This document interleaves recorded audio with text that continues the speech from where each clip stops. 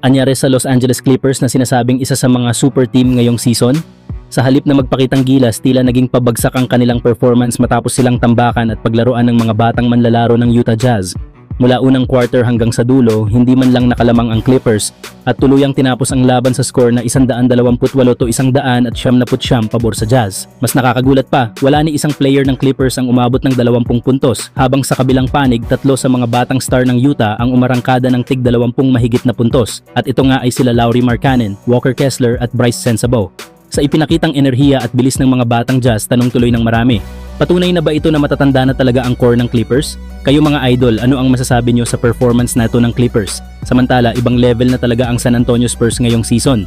Bukod sa pambihirang laro ni Victor Wembanyama na patuloy na nagpapakita ng halimaw na performance, hindi rin natin pwedeng baliwalain ang kanyang batang kakampi na si Stephen Castle.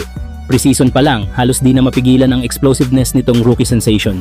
At ngayon, pinapatunayan ng reigning Rookie of the Year kung bakit dapat tandaan ang kanyang pangalan.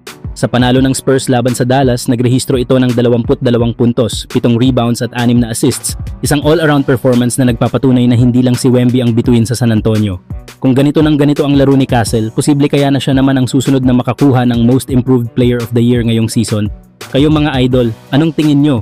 Kaya ba ni Stephen Castle ang susunod na hakbang papunta sa superstardom? Samantala, magandang balita para sa mga taga-Lakers Nation.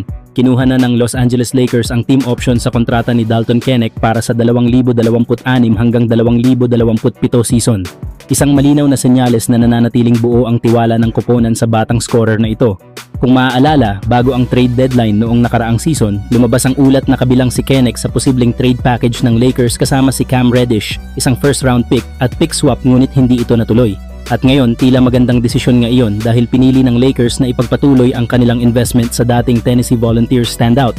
Bagamat medyo nag-struggle si Knecht sa Summer League at preseason, patuloy pa rin siyang pinagkakatiwalaan ng coaching staff. Kilala si Knecht bilang isang versatile wing scorer, may deadly catch and shoot ability, mahusay sa off-ball movement at marunong lumikha ng sarili niyang tira sa half-court.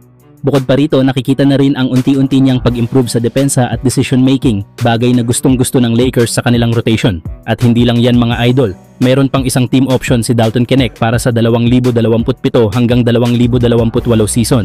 Kaya kung maganda ang ipapakita niya ngayong taon, posible rin kunin muli ng Lakers ang susunod na option at baka hindi na rin ito i-trade ng koponan, depende sa magiging performance ni Knecht. Kaya malinaw, ito na ang pinakamalaking pagkakataon ni Dalton Knecht na patunayan na karapat-dapat siya sa tiwala ng Lakers at sa hinaharap ng franchise. Kayo mga idol, sa tingin nyo ba magiging breakout year na ito para kay Dalton Knecht sa Los Angeles?